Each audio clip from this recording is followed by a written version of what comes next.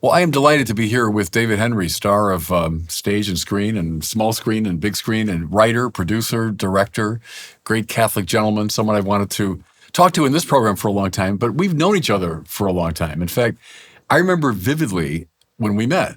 I had just been named auxiliary bishop out in L.A., and I can't remember, it was even before I was ordained, or it was right after maybe, but very early on.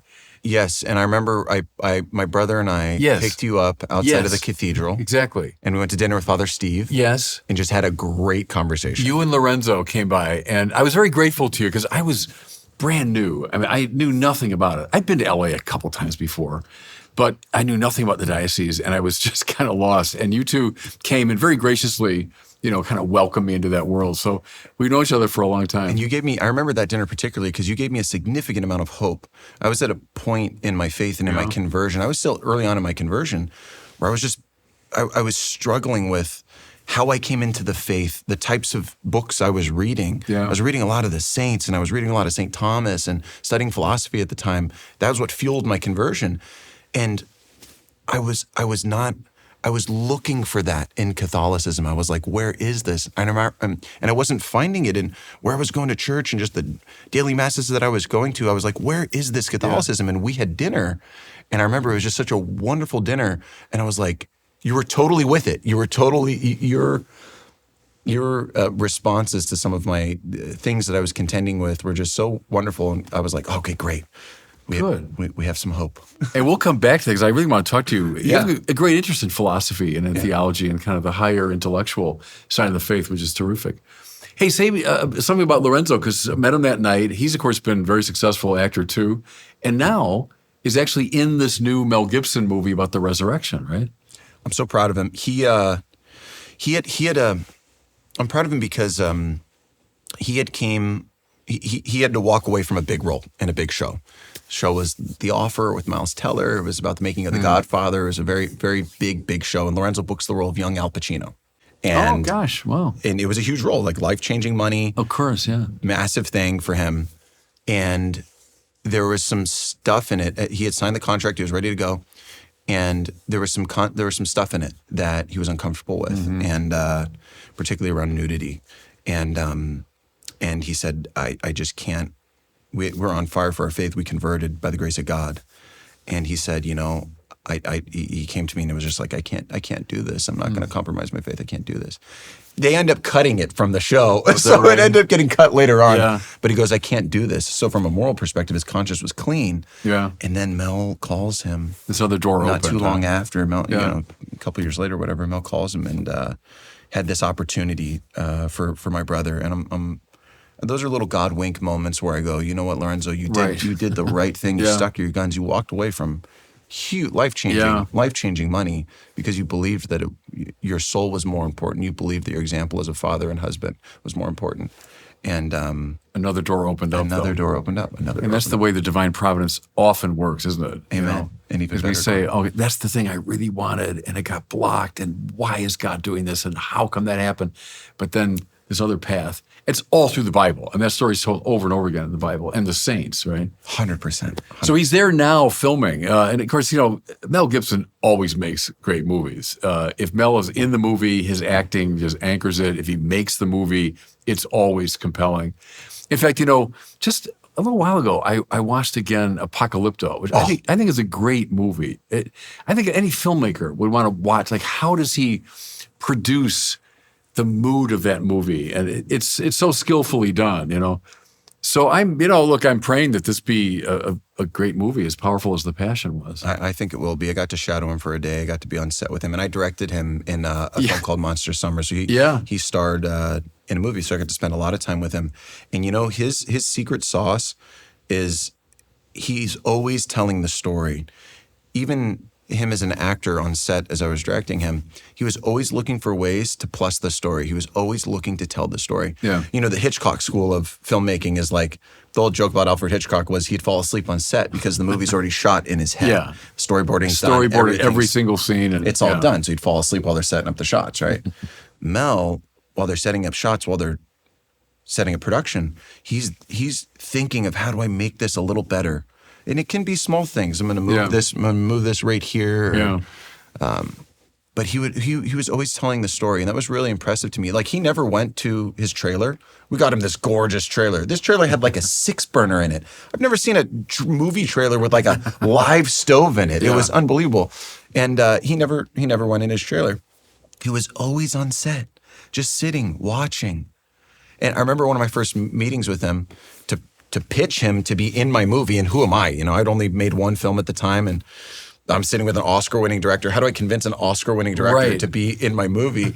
It got down to the education question. He said, you know, how did you study? How did you learn? And I said, well, you know, Mel, I've been doing this for over 20 years as an actor. I've been in the business for a very long time. And I just always ask questions. I always stand on set and always ask questions. He goes, perfect. Me too. Yeah. Because that's exactly how I learned. Ron Howard said that as a young, you know, of course he's a child actor too, and but was on sets like with Henrie Fonda and people like that, and he would ask questions. Why are you doing it this way? And why is the camera there? And why are we lighting it this way? And I think he said Henrie Fonda himself gave him a book about filmmaking, film directing. Oh, wonderful. And that's what got him into it. Wonderful. So the technical side of it, huh? Yeah, it's appealed to you and to Mel Gibson. Just understanding how does it work to tell a story. Like, although, and I think Spielberg said this too, like, he'd much rather have someone with a story instinct than someone that can like describe exactly the way the camera works and how it processes, et cetera. It's like, if you have that storytelling instinct, there's basics you absolutely have to know. Like, you must know. But the storytelling instinct, the desire to like control the narrative, man, Mel's got that in spades. His film IQ is so high. His instincts were always spot on. Yeah. It was very simple. You know, people who are masters, they make things look simple. Right. Almost so simple to where you're around them doing their thing and you're almost like, I could do that. Yeah, right. I could do that. Across the board, that's true. Yeah. He would be like, we need more humor here. Yeah. You know, we need a little more of this here. We need a little more of that. And it'd be very simple. And he was always right. Even times where, as a director, I was like, I don't know if he's right here, but we're going to do it because I trust Mel. In test screenings, that moment would hit the hardest. Right. The hardest. And it's always the story. It's always the characters that matter. One of my pet peeves, you know, you're watching so many movies, even like the last, 20, 30 years, and so CGI driven and so much, I call them whiz-bang movies, that once the whiz-bang, I get bored. That's when I fall asleep.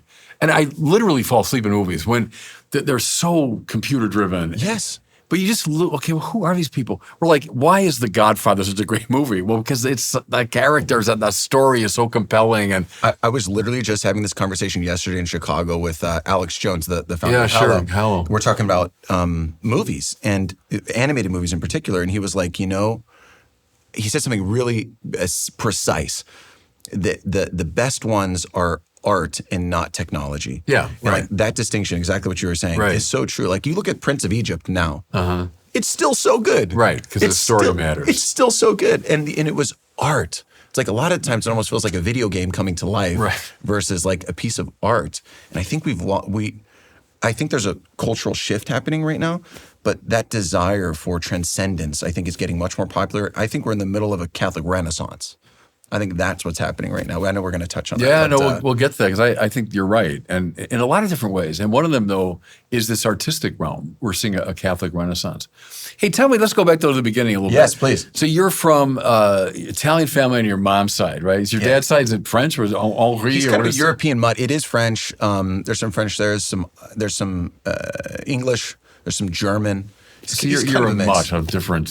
Yeah. But the Italian had a big impact on you, and you talk about being from kind of a loud Italian family, right? What you loved to do was entertain the family as a kid and make them laugh and put on plays and that sort of thing, and that got you then into child acting. I mean, how old were you when you first started? Like, you were just a kid. Yeah, 8, 9, right? Maybe 7, something like that. Yeah. And your parents, as I'm gathering, were good. They weren't, like stage parents pushing you into it, but they allowed you to do it, And then, of course, you find this enormous success in a number of ways, especially Wizards of Waverly Place. I remember, this is a mutual friend of ours, Father Luke Mata, right, in L.A. Well, I was new out there in L.A., had breakfast or something with him. And I just, met you. And I said, I met David Henrie. And, I'm too old to have watched Wizards of Waverly Place. I knew the title. That was about it. So I said, David's pretty popular, huh? And Luke goes, popular? He said, he and I had coffee, and he said, the army of screaming teenage girls that descended upon him, But, it's sort of a standard question to ask you, I suppose, but how you manage those years. You're what, 15 when you're on that show, or 16? Yeah. The pressures, first of all, of just acting, all of the practical pressure of that, but then the pressure of, your fame and audiences. And it's a cliche, but, so many child actors flame out and they become, addicts or whatever, and they don't make their way. You've managed to navigate those waters. Give me one insight. How did you manage to come out the way you are now, having lived through that maelstrom? It's you see child actors go off the rails, and the reason is 100% of the time, the reason is because of parenting issues. Right. Yeah. And I have a lot of friends that come to mind that have gone off the rails, child actors, because there's issues with their parents. And it's really sad. I mean, I visited a friend in the hospital trying to commit suicide a few years ago, child actor friend of mine, but someone you'd probably recognize, that type of fame. And his parents sent him over to LA on his own. He lived in an apartment with a bunch of other kids in some random place for years on end. No. His parents visited a couple times a year. And this was a normal type of story. This is a normal And Hollywood he's a kind of kid, story. like early teenager or something. Oh, younger, yeah. Younger. 9 years old, 10 years old, living with a come bunch of random kids from all over the U.S. that their parents sent to some random home alone. And the poor guy. Or you see parents that are like employed by their kids. So you see parents saying to their kids, you need to get this job. You need to get this job. If you don't get this job, you're going to run around the block after the audition. You're going to run around the block if you don't do a good audition, because we need this. We can't pay rent. What a terrible dynamic. Oh my gosh. What an awful dynamic. A reversal of what it should be. A complete reversal. Yeah. And I've just seen that destroy young actors. I was always very grateful that my parents never needed me. You got kids on club sports. That's what it was. It was you hear parents now travel in different states for their kids doing club sports. It was like that for acting. My parents believed in me and supported me and brought me. But my dad was always like, the second you're done with this, I'm done with those weird Hollywood people. So the second you're done with this, let's get out of here. But he's like, but I believe in you, so I'll support you. But the second you're done with this, let's get out of weird California. Were you going to school? How was you going to school in those years? Homeschooled. So you're out there in Hollywood, I suppose. That's where it was filmed? Yep. And but your parents are there with you. Yes. So you're living, that's healthy, right? You're living with them, and you're getting your education. And you're also dealing with just the rigors of a television show. I've done a couple of these like documentary things, and I know how hard it is. All I have to do is memorize like maybe a little paragraph of text. But lights, camera, and I got to go like from point A to point B, and I have to say a few things. Well, it's darn hard to do that, And then, okay, the lighting was wrong. Let's do it again. Couldn't get the camera in focus. Let's do it again. Dog barked. Let's do it again. A plane went over. So, I mean, I get it. Just that little tiny challenge. And then I think an actor that has all that, plus all sorts of lines, interacting with other people, crying and going from anger to... No, it's given me an extraordinary respect, really, for what an actor has to do and how difficult it is. And then I try to imagine someone's 15, 16. Walk me through that. I mean, you experienced all of that and at a very high level, because a hit show that everybody was watching. And then you throw fame on top of that, and people giving you attention, and your agents and managers and lawyers and everything on top of that. No, it's a mess. It's a mess. It's a lot to deal with. That's what began my existential crisis. Yeah. That ultimately led to a conversion. Yeah. But the pressure's abnormal. The pressure's abnormal. Like, I think about this with my own kids. We got our 4th on the way right now. And my kids are asking me about acting, and they're, my daughter's just enamored. She'll come to sets. I remember we're doing the reboot right now for this Disney show, and the first time I walked her on set, she sees the lights and everything, and she goes, "Papa, all for me?" I was like, "Oh no, sweetheart, oh no." Yeah. I see that they have the bug, and looking back on what I went through, it's very abnormal. When I was 9, 10, 11, even into my teenage years, you're not supposed to be in conversations with lawyers and with CPAs and people trying to save you taxes and this and that. Right. And the pressures of executive systems. The child acting grind is so hard to be able to, as a young person, go on 6 auditions a week. And then most of them are callbacks if you're at the level where, like, you're working like I was. Yeah. A lot of them are callbacks, which means you're sitting in front of producers, executives, directors. It's not just like a one-on-one.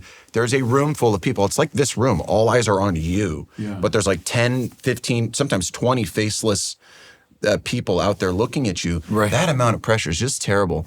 And it's abnormal, and kids shouldn't have to deal with it. I think it's an exception if you're the kid called to do that thing. I think it is a very unique and exceptional thing that I think few are called to. Right now, I wouldn't let my kids do it. No, what I would do is I'd put them in plays. I'd let them have fun, express themselves artistically. The arts are a beautiful thing, an incredible thing that's absolutely necessary for humanity, right? So it's a good thing. Yes. But in terms of the grind of a child actor, no, my kids will never go through that. I think when I was 16, my biggest worry was making the basketball team and not being a complete dweeb in the lunchroom. That probably was my biggest concern.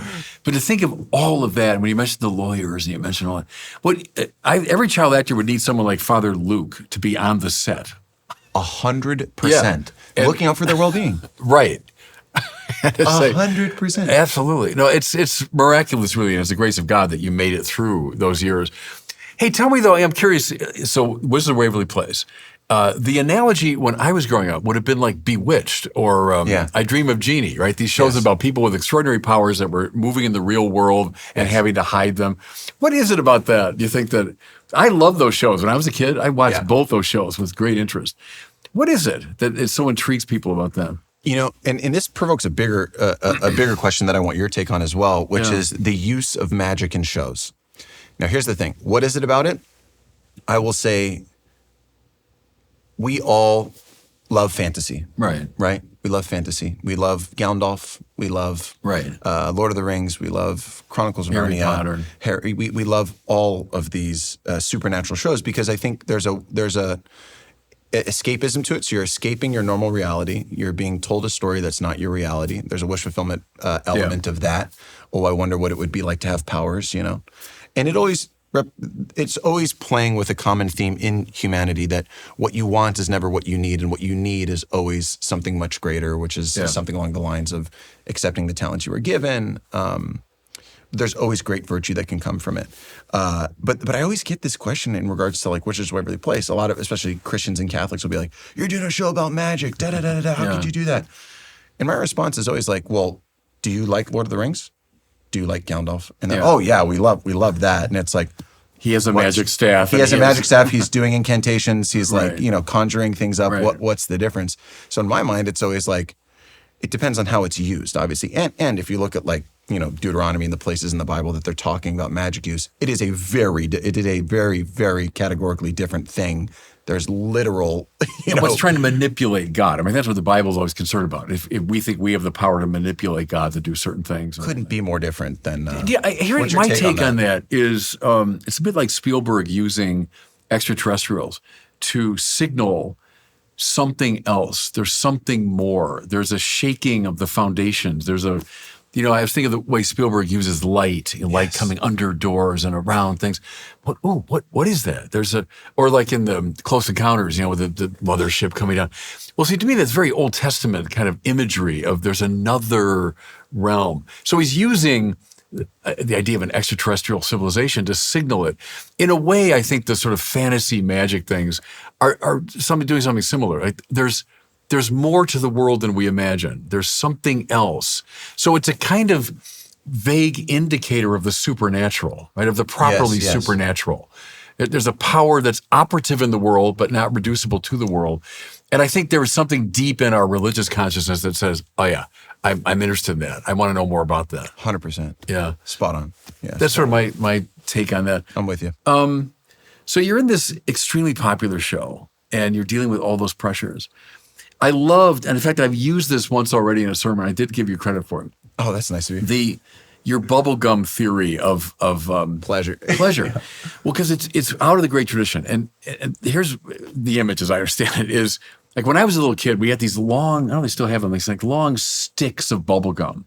And I'd be playing baseball and you'd grab some and you're playing and chewing. And of course, bubble gum tastes great for about 5 minutes, right? Yeah, Juicy and sugary and all that.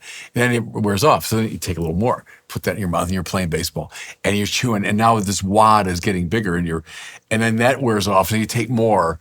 And then before you know it, you've got this disgusting wad of gum in your mouth that doesn't taste good and so on.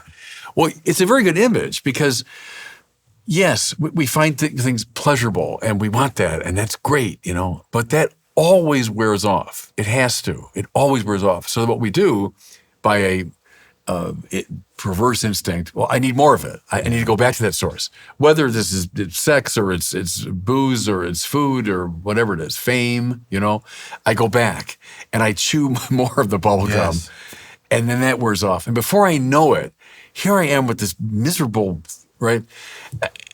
It's a helpful image. And it seems to me that's kind of where you were, right? At the end of that time. So let's talk about that a little bit. Yeah, absolutely. I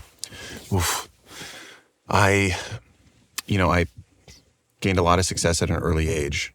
And the more success I gained, the more I wanted more. And I thought, kind of go to my upbringing. My grandparents immigrated here from Sicily, lived the American dream. You come here, you work hard, you get stuff, you establish yourself, you become successful. You live for success, you live for honor, you live for things. An expression of your success is your home, your cars, your this, your that. That's how you show the world you're successful, and that's why we're here. We're here to succeed, right?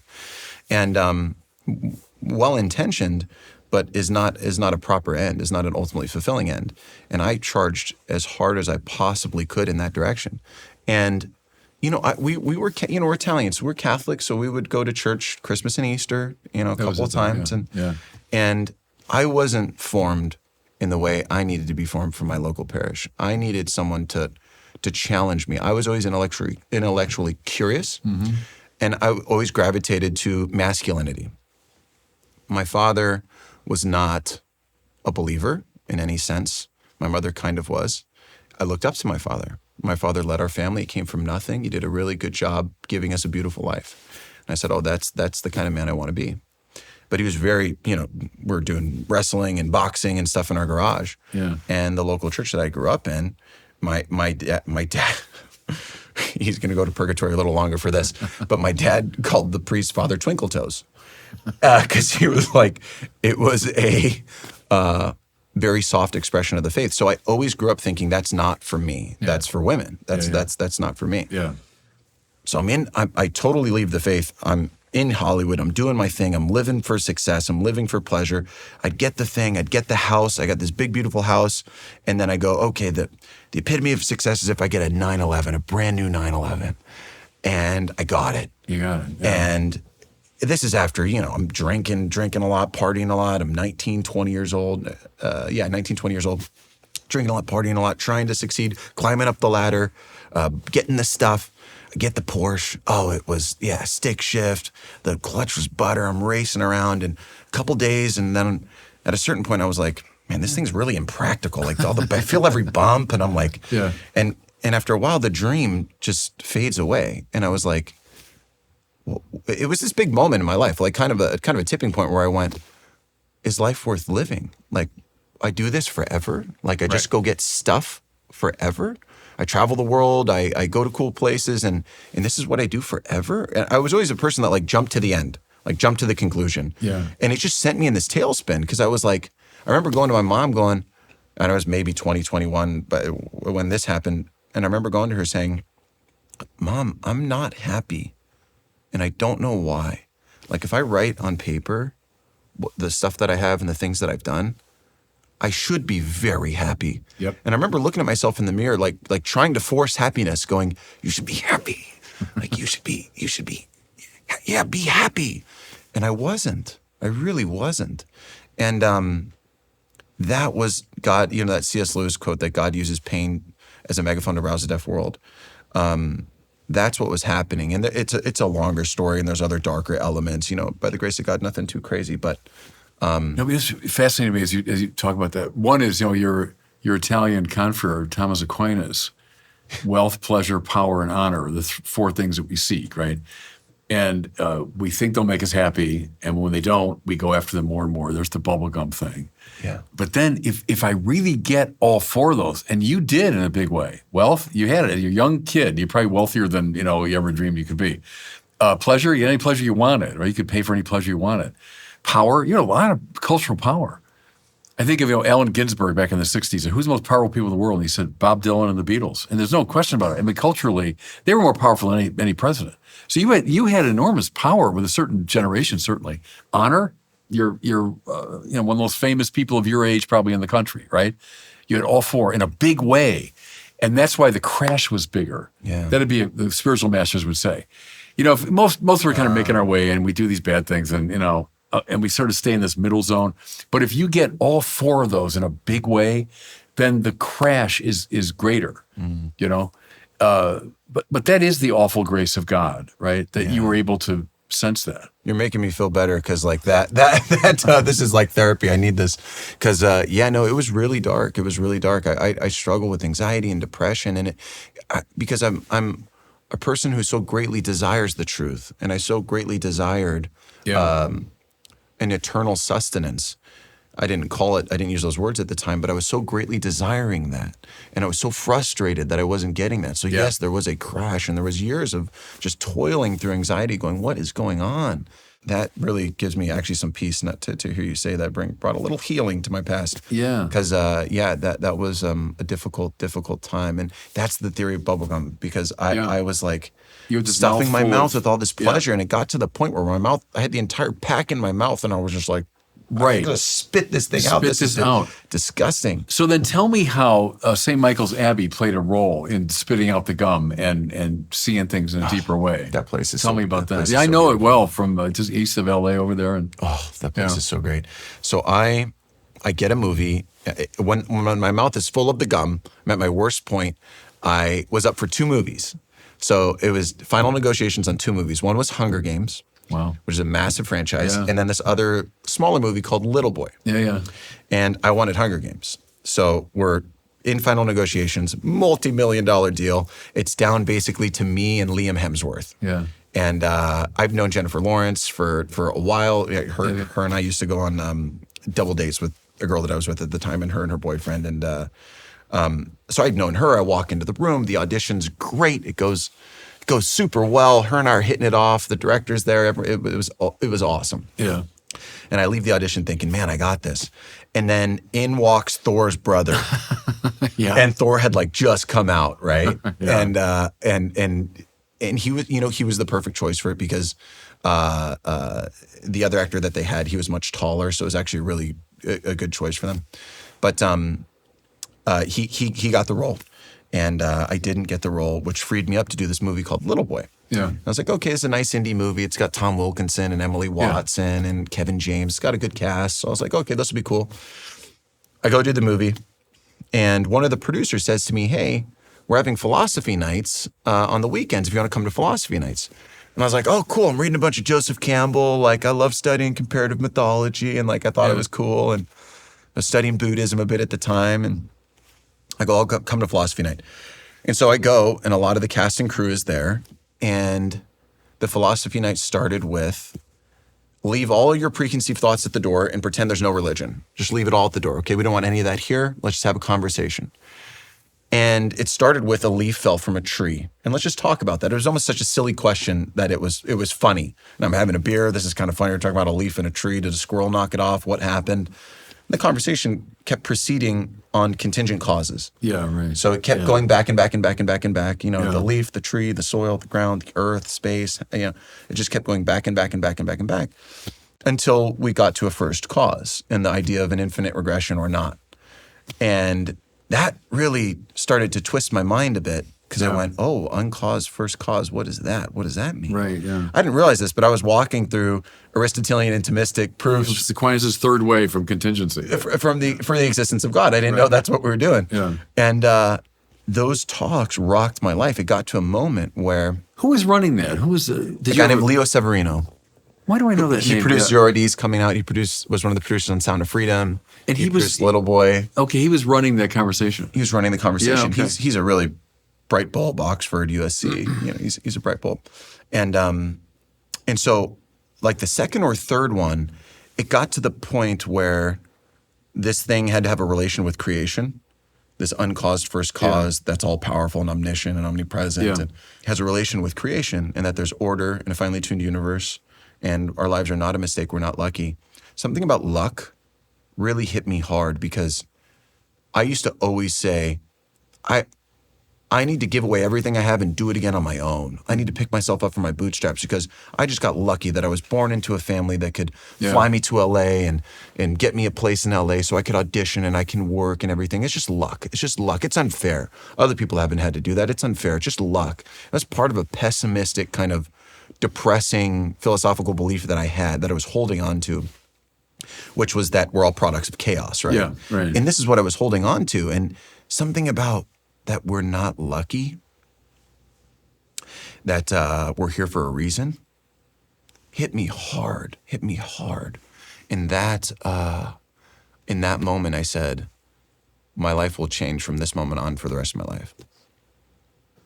I'm hanging in the balance of a perfect finished plan, like every sparrow fallen, like every grain of sand. That's Bob Dylan. Wow. No, but that's what happened to him, was that too. It's like, okay, it's not just chaotic. It's not just dumb luck. It's not just, I'm hanging in the balance of a perfect finished plan. There actually is a plan beyond mine, like every sparrow fallen, like every grain of sand. That's a breakthrough of a religious consciousness. Rocked my world. Yeah. And So philosophy night. that rocked my world. And my question was immediately, well, where does God live? Is he, I knew that I suddenly had responsibility and morality, and I knew my life was going to change. I knew I was dating a woman at the time, very famous actress, and I was like, I invited her to go on the journey with me, and she said, I need me time. And I was like, all right, that's a good sign that this is not going to work. Right. So I left the girl that I was with. I stopped doing certain things, behaving in certain ways. Yeah. But I said, where does God live? Where is his home? Where's the best place to worship? I was always like, in my training, either in the gym or in MMA or whatever I was training, I wanted the best. I wanted to be in the best class. And I go, where does he live? And so I started studying different forms of Christianity, and was utterly convinced very quickly of the truth of the Catholic Church. What did that? I mean, you're raised a Catholic, of course, right? Yeah. But you weren't, seriously practicing. Now you're brought into the religious frame of mind, and you're looking for the place to worship. What was it about the old Catholic faith that you knew, but that in a fresh way invigorated you? I had a thing for relativism. I very quickly realized that the reason I was depressed, the reason that I was anxious, was because of relativism, because I was desiring objectivity. You wanted something objective. And I had relativistic tendencies, which were causing my anxiety and my depression. Yeah. I was seeking truth with capital T, That makes sense not to a me. relative truth. Yeah. And so when I started studying the different Christian positions, sola scriptura and sola fide, these things didn't make sense to me, and they weren't as self-evident as I was looking for. Nothing in my life I could ever make one decision and I was good forever. That didn't reflect the world that God had created in front of me. Everything I had to do, I had to work really hard at, and it was a continual working. Through grace, obviously. But the meeting with different Protestants and meeting with different friends, there was a lot of, well, I think this and I think that. And that was a bit of a trigger word for me at the time, because I was really against relativism. Yeah. I still am. And the theological relativism of, I have this Bible and I'm telling you what it means, that to me just felt like a self-defeating position. It didn't feel like you're building a house on solid foundation. Yeah. And then it was the history of the church and the church fathers, where the Bible came from, how that came into existence, presupposes authority, that you have to trust in this authoritative figure. Otherwise, why would you believe in the thing that they're proclaiming? So that to me was like, oh, that's crystal clear. Crystal clear. And it just happens to be. I didn't want it to be the thing I grew up with, because I kind of rile against that. To me, it felt soft. And I was like, I didn't feel like there was, at least I know it's out there, so this is a very general statement, but the churches that I was exposed to, I didn't sense any masculinity in them. So I didn't want it to be that. But I could not deny the reality. And then reading the church fathers and reading saints, they had it. Did you? Yeah, I'm curious. I'm very intrigued by the relativism thing. Did you read Dietrich von Hildebrand at any point? No, I didn't. No, excerpts. Because here's the distinction. He's the great Catholic philosopher of the 20th century. He said, between the merely subjectively satisfying and the objectively valuable, there's this great distinction. So there's a lot of things we find subjectively satisfying. So I like spaghetti and meatballs. Okay. But I'm never going to say everyone must have spaghetti and meatballs. It's a subjectively satisfying thing for me. But then, see, he said, what happens in the course of a disciplined life, and if you have a good mentor, is the objectively valuable breaks through your subjectivity. Like when you hear Beethoven's Seventh Symphony, to say, oh yeah, I like that, but it's up to you. Whatever. I kind of like it. I mean, it's inappropriate. It breaks through your little subjective categories and it rearranges you, right? Or a saint. When you see the life of Maximilian Kolbe, you're not going to say, "Oh yeah, I think that's really interesting," but I'm sure you don't, and it's up to you. Well, no, I mean Kolbe. I mean, he's just massively Henri Peel. They're just massively there, and they do what you're describing. See, is they invade you. Yes. They rearrange you. So it goes beyond my truth and what I think is right, but we're addicted to that in our culture. We love that. Yes. But you were sort of liberated, it seems to me, by the beautiful and the good and the true breaking into your life. Hands down. And the person who helped do it, Kevin James, was a big part of that. He's a big reason why I'm Catholic. And we started doing philosophy nights at his house because he lived like 2 blocks from me in LA. I didn't know this. So he was part of the philosophy night thing. He used to host them. He used to host them. Okay. And so then I'd go to his house and we'd do the philosophy night, and then I'd host him at my house sometimes. And so I'd go there, and it got to the point where I was ready to be Catholic. And that's why I always say I'm a convert, because in my mind, that's how I looked at it, is I'm ready to be Catholic now. What year are we talking about? 2012. January. Yeah, okay. My promise in my mind was January 1st, 2012. That was like I'm making a pact with God. Yeah. It was a personal thing on my own where I literally went, God, from this moment on forever, with your grace, I'm going to live and die for the faith. Yeah. That was like a personal promise. I met you in 2015. So this is a few years after that. Yeah. Okay. It was later on in that year that Kevin drove me to St. Michael's Abbey in Orange County because he knew that I wanted this. Yeah. I wanted to, he knew that I needed to meet men that were not like the priests that I grew up with, that were like thinking masculine men who could have an intellectual conversation, but at the same time, I don't know, go throw a football. And he drove me there, and I was in awe with the beauty, the reverence, the order of the monastic life. Getting to sit in and witness. I'd spend days there. I'd spend days there, like sleeping over and waking up with them in the morning and praying the liturgy of the hours. And that rocked me. And they ended up marrying me. It was Father Justin Ramos from St. Michael's, Father Ripperger, and then priest named Father Fryer in this beautiful Missa Cantata High Mass. Ended up marrying me, but it was the witness of St. Michael's Abbey in Orange County. If you guys haven't been there, you absolutely should go. I'm pretty sure they're holding up the west coast of the United States right now. Yeah. It is a gorgeous place. It is a gorgeous place with really some of the guys from there are at the Shrine of Our Lady of Guadalupe in La Crosse. Oh, yes. Which is right across the river from my diocese. I go there a number of times, and some of the St. Michael's guys are there. Wonderful. I've always wanted to go to that church. It's a great Cardinal Burke. Yeah, it's a great there, shrine just across the river from my diocese here. I've heard it's beautiful. Yeah. Oh, it's wonderful. So that place begins to speak to you and to sing to you about the faith. Oh, completely. It because I was struggling, Your Excellency, with I was reading, St. Teresa of Avila, and I'm reading St. John of the Cross and St. Thomas, and the way that they talk about the faith, I was looking for that. I was like, where is this gravitas? Where is this seriousness? Where is this? God bless them. I was just going to any daily mass I could find, Spanish daily masses, English daily masses. I was going anywhere I could find it. And I literally just came to the point where I was like, this is just the cross I bear. What I've read on the church says it's gone through ebbs and flows. And I was like, for the rest of eternity, I'm going to go to mass with grandparents. I'm going to be the youngest one in there by a third. And no one's excited, including the priest. And I'm going to be the only one on fire. And I was like, you know what? I'm okay with that. If that's just what we're doing right now in the church, that's what we're doing. But then you begun to witness, haven't you, part of this revival of the faith that's happening, especially in your generation. Exactly right. I get it. My story is indicative of the millions, of what millions are going through. Yeah. Because there's a pivotal moment in it. So when I got to that point where I literally said, I accept that I'm going to be in what I saw as very lukewarm presentations of the faith, or almost like salesman tactics of the faith, trying to be cool. Right. Priests and clergy trying to be cool. And that always just grinded my gears, because I was like, guys, I've been in the cool world. I know what the cool world is.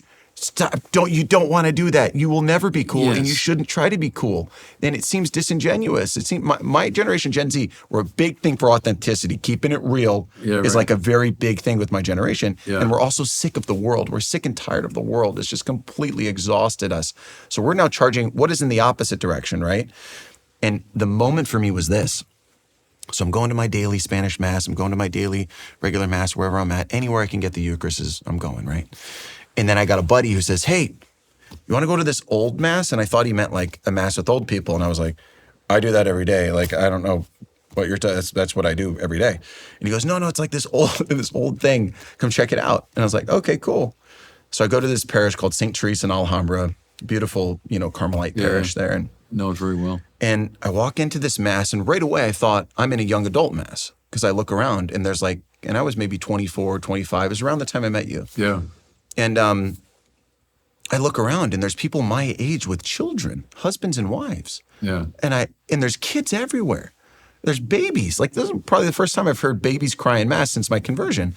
And I'm like, wait, is this a young adult Mass? To my buddy, I'm like, are we in the young adult Mass? Is there going to be like rock bands coming out? And all of a sudden, the doors open in the back and the choir erupts. Asperges me. And then the females come in. Domine. And I go, chills went down my spine. I said, what is this? And the priest comes in with incense, and he's and there's a liturgy that I watch. The priest is suddenly facing God. He's facing the tabernacle, and I see this really quiet Mass, and everyone's praying. People aren't worrying about, oh, what am I going to say, or what am I going to do, this and that. Everyone's like focused on what's going on up there. And I'm like, and women are in veils. And I'm just like, after the Mass, I sat my buddy down. I go, well, you can't leave to go get your donut or whatever you're going to do right now. What was that? And he goes, David, that's the Latin Mass. And I go, what is the Latin Mass? What is that? Yeah. He said, oh, it's a liturgy that they've been doing for centuries and centuries and centuries. And this is how they all are. And I went, what? How has no one told me about this? This is it. The homily the priest gave sounded exactly like the books that I was reading, exactly like the saints that I was reading. The only place that I had found that was St. Michael's Abbey. That's the only other place that I had found that expression. And that was the moment where I learned, oh, there's been lots of changing and experimenting going on the past 50, 60 years. But it was the moment where I went, that it's a moment where I went, oh, okay, I'm not crazy. Like, I'm not crazy to feel that what I was getting on a daily basis. It sounds to me like, you had a powerful experience of truth as a transcendental, right? When you went beyond relativism to, no, I want something really objective, the objectively valuable at the level of truth.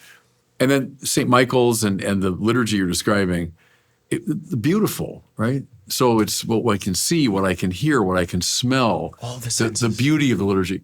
And that too is objective. So we've subjectivized that as well, I the beholder, and whatever you think is beautiful, and don't impose it on me, and don't. Where in fact, for the great tradition, for Aquinas, the beautiful is as objective as the true and the good. Yes. Thomas says where harmony, wholeness, and radiance come together, you have the beautiful. And what I love about that is it can be a beautiful face, a beautiful sunset, a beautiful catch football, a beautiful golf swing. And you can analyze it that way. Oh yeah, it's got integritas. It's got wholeness. Symmetry. Right, and then concordia or harmony. And then radiance is the coolest one in a way, the most mystical is, in some texts, he seems to mean literally the bright color of something. But claritas, it's more the radiance of form. It's when you say, that's it. That's what that thing's supposed to be. Like when Rory McIlroy swings the golf, we say, that's a golf swing. Or you say, or watch Brando acting or something. Now that's acting, that's claritas for Aquinas. But they're altogether objective categories. And that's Beethoven's Seventh Symphony. It owns you. You're not in control of that. It's in control of you. Completely. And you're sort of describing that. And then the good is the third transcendental, but the same thing, right? When it's a saint, or when you're in the presence of a truly good person or a good act, it rearranges you, right? Completely. That's exactly right. You hit the nail on the head. And what I'm not doing, by the way, just to clarify, is like a Latin Mass, Novus Ordo, da-da-da. That's not at all what I'm saying. You're describing what you went through and your 100%, because I've been to gorgeous Novus Ordos too that I'm like absolutely captivated by. Right. So, but what I'm describing, I think, is the feeling that Gen Z and millennials are going through. Yeah, I get it. And every time I meet, I've had the pleasure of meeting Gen Z and millennials all over the world right now. And there's a couple common things. And the one common thing is we are just sick of the world. We're overextended. We're overexhausted. We're pleasure overload. We're sick of it, right? And that creates a force and a movement in the opposite direction. And what people are craving is mystery, truth, transcendentals, roots. Yes. Charlie Kirk spoke about this too. Towards the end of his life, he was saying that you're seeing evangelicals become Catholic because you're seeing people desire roots, desire history. Do you know Charlie, by the way? Did you know him? I know his wife. I never got to know him. I know Erica. He was supposed to be at this table. I knew him, and we arranged for him to be here for this program, and it was like 4 days after he died. He was supposed to be here. But and Charlie he died, at 31? So he's a little bit younger than you, but not that much. Yeah. Same thing though, right? It was a very similar kind of experience he was witnessing to. Completely. Because you were told, your generation was told, wealth, pleasure, power, honor, just go for them and get as much as you can. And you realized, it's just a dead end. And the more of those I get, the more addicted I become, and then the bigger the crash. 100%. Right? And I think we've articulated the answer to this question, but one of the things I ask Gen Z all the time and millennials is like, and I'm curious your response to this, is I say, why are you craving a Catholicism that your grandparents left? What I'm curious your thought on that. We've hit on a lot of it, and in my I certainly have more thoughts on it too. But why do you think you're seeing that tendency? Well, I think it's all of this. I think they're hungry for something that really feeds the soul. Yeah. And also, see, my generation, we were the first ones to get the relevant church. So I come of age late 60s into the 70s and into the early 80s. That's when I'm coming of age. Yeah. Right? And so you're in the thick of it. Yeah. We were the first generation to get the full, priest show up in a golf shirt and khakis, and nuns leave the convent, and let's talk about politics all the time and about psychology. And it was the naturalizing of the supernatural. Now there's an interesting play between nature and supernature in our great traditions. You don't want to go the other, but if you simply naturalize the supernatural, then you produce what I've called beige Catholicism. Yes. So that's what I got growing up, was a very beige Catholicism. I began calling for a colorful, edgy, objectively good, true, and beautiful Catholicism a long time ago. I wrote a book called The Strangest way back in the early 2000s. And I was trying to say that we're not just one path among many. We're really strange in that wonderful way of unique and distinctive and colorful and odd and shocking. And so I started calling for that. And a lot of Word on Fire, a lot of the work that we've done over the years has been in service of that vision that you kind of lived your way to. Yes. You lived your way to it. But you're the tip of the spear. We need people like you helping inform, the body operates in accordance with the soul. You need people like you helping form to lead that movement. And I'm so happy Word on Fire is doing so well because the young people crave it right now. They crave that thing. Right. And I think you're spot on. Yeah. I think that's what we're seeing. We're seeing young people want that. See, you like Aquinas because he's in your blood in a way. Your parents from Sicily, or your grandparents. Yeah. Thomas is from southern Italy, not Sicily, but from southern Italy. And in those days, the whole thing was called Sicilia, the whole part of, Right. So, and he was so taciturn, and he was this big guy, and his fellow students mocked him, and they called him the dumb ox of Sicily, right? And then it was Albert the Great was his teacher, and he heard that, and he said, I assure you, the bellowing of that ox will fill the world. But see, that's why you respond to Aquinas, because you've got them in your blood. Yeah, I love. There we go. I didn't make that connection. The true and the good, the beautiful. And I want to talk a little bit about your show, EWTN Please, yeah. show, about searching for beauty. It's beautifully filmed, and you play an interesting role in that. It's kind of a tour guide. Like you're there seeing these things, and you're talking to some of the experts around, like Liz, the great Liz Lev. Oh, you she's talked awesome. to. Yeah, I've known Liz for a long time. Tell me about that. So it's a cool show, and you're following your own instincts, that you were led to the faith by the beautiful, and see, it's Von Hildebrand. It's the objectively valuable that you keep pointing to in that show, seems to me. 100%. They called me. I'd never done a reality show. I'm used to memorizing lines and acting and performing, or producing and directing. I've never done a show where it's like, just be yourself, and like, I don't know how to act myself. This is on camera. This is gonna be uncomfortable. But they said, and I said, also, I'm not an expert on this stuff. Like, I enjoy reading. I love reading about the faith, but I'm not an expert on these things. I can't talk about it. And they said, well, that's kind of the goal here. We're kind of wanting you to be an avatar for the viewer, and we're wanting to get a younger audience. And I have 14, 15 million people follow me online. So they're like, we want to get a younger audience to come watch this. So you just be them. Ask the questions that they would ask. I was like, all right, well, that I can do.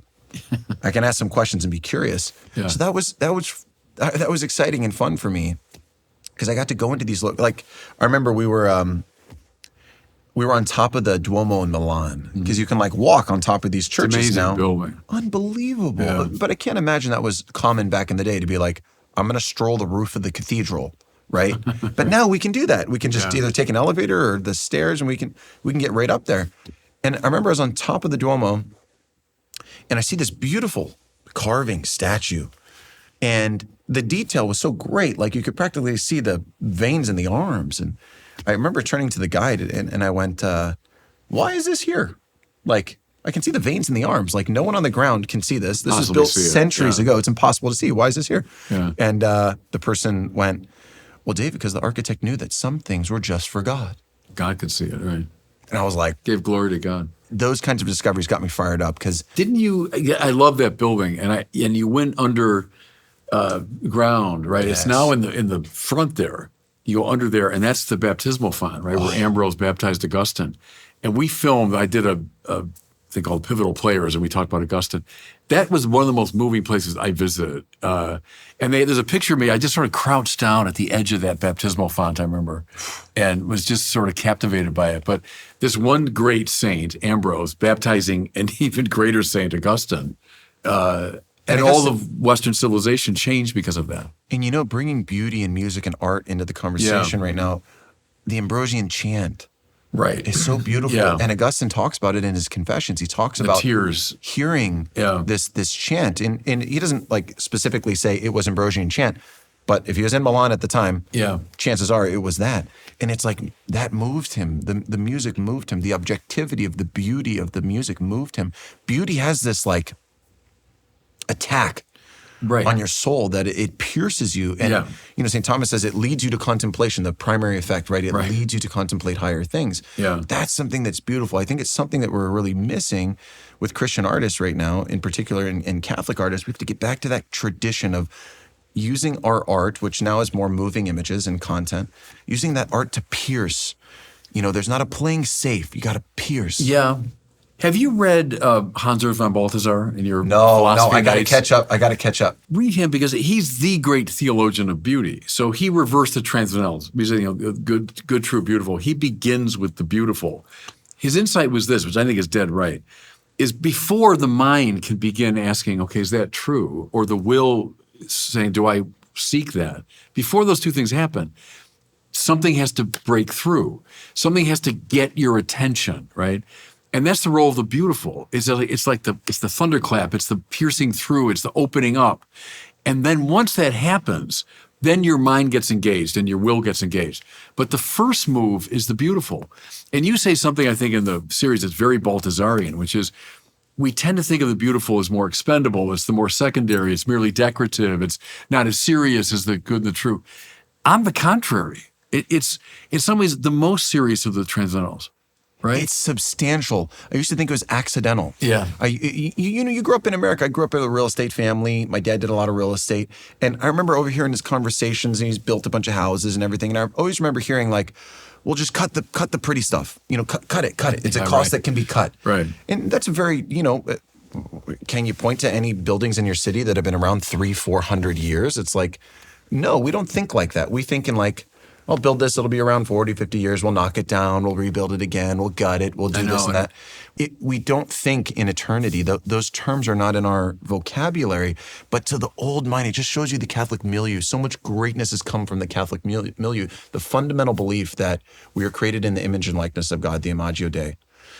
That fundamental belief, if that informs your worldview, that milieu is going to produce things that give glory and honor to God. And beauty is on the forefront of the conversation. I mean, they used to build things where the patron would be dead, his heir would be dead, and his heir would be dead, and maybe the next generation would see that. Yeah. Like, are you kidding me? If you were to ask me right now, give away everything you've ever earned, and maybe your great-grandkids would see it. That is so against every tendency I've been raised to believe. Yeah. Don't get me started on church architecture, because Yes. when I was coming of age, I mean, soul-crushingly terrible architecture. And it does literally crush the soul. Because great architecture, like you'd see the Duomo in Milano, or you'd St. Peter's, or the Gothic cathedrals and all that, they're meant to pierce through to the soul and to open it up to this flight toward the transcendent. That's what it does. Right? Gothic architecture. I mean, come on. It's like you, and that's what I'm trying to rebuild right now too. Like I'm chairing the Napa Arts Institute this year. Oh, you are? We're Okay. putting together an incredible program to try to rebuild the Renaissance. Because if you study the Renaissance, you had this wonderful union of like patron, artist, guild, and church. Yeah, right. And they were so they united. worked together, and So united. Right. And they would use art they would use the pinnacles of technology. They were on the technological innovation side of history. They were always innovating. And they'd use this very linked strands of rope. They were very tied together to do incredible things that changed culture. Yeah. Incredible things.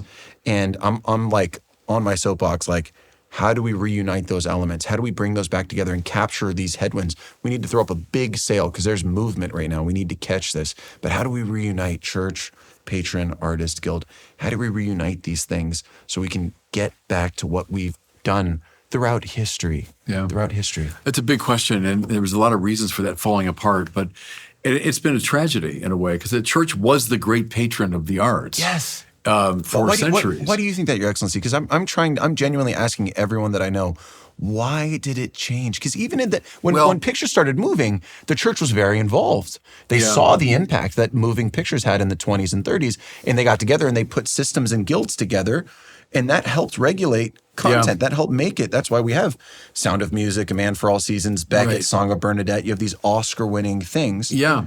And that all...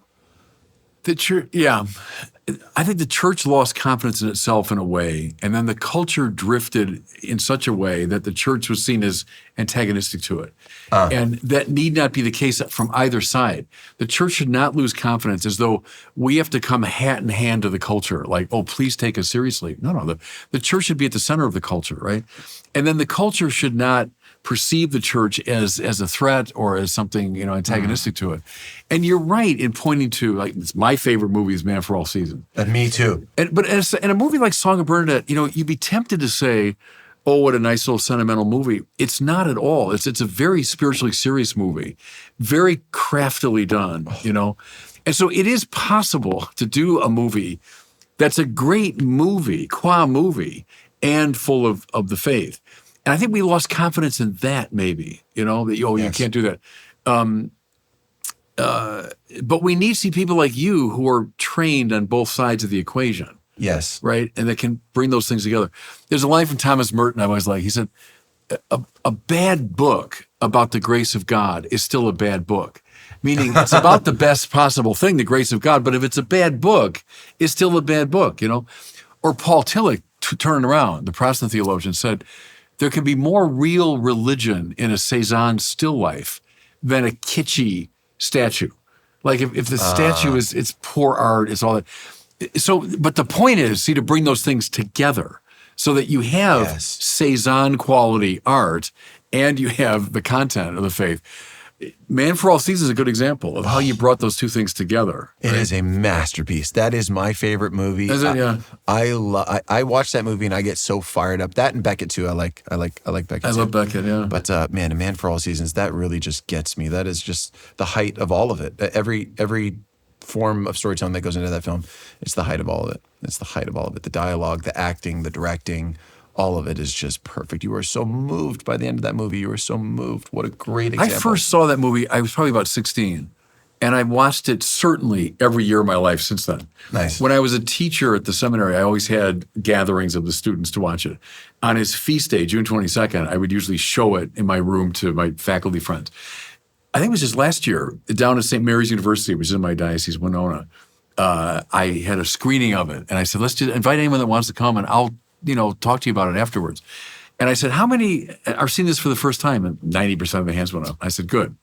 And they all watched it, with great interest. But I see, to me, that would be now my pastoral challenge to you. I know you're taking it up, is that's the task of people like you, is to bring those two things together.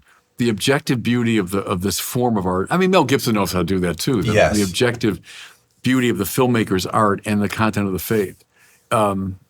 That's a much needed thing. 100%. Well, I will take your challenge. I'll embrace it. And we're trying to do it. I'm trying to do it in many different ways right now. Not only in the stuff that I'm producing, we have 4 or 5 things in production right now, big movies, big shows. But also I'm trying to build a system that I didn't have. When I first converted, coming into Catholic spheres, there was no unified system of people trying to do it in Hollywood. Like back in the day, in the Renaissance, if you're an artist, it's like you're going to go to Florence and you're going to meet just everyone. You're going to meet the mecca of guilds, of patrons, of church leaders. Everyone is in it. Like you're all in it together. You're impacting culture. It is you are Hollywood at the time. That it was completely controlled by Catholics in every sphere in every possible layer of the cake. It was all Catholic. It's the exact opposite now, and in fact, it's very territorial. People are fighting. Everyone's scrounging over the same dollars, and they're trying to get their one thing out there, and they're all competing for that one slot. So it's very aggressive. So like what I'm doing at the Knapp Institute is I'm like, how do I create an environment of supporters to bring these strands of rope that have been divided? How do I bring them back together in a way that we can build something strong? I want to build the Catholic Sundance. That's what I want to do. I want to build the Catholic Sundance. And we're giving away $100,000 to a filmmaker, to a short film. We're having kids pitch. So we're going to get to support the next generation and help mentor them. So I'm really trying hard because I think there's a moment right now where we can really unite. I think that's right. It's obtaining across the board. I just saw an interview with Woody Allen, and he said something that caught my attention. He said, the trouble with the filmmaker's art is that to practice your art, you need at least like $45 million.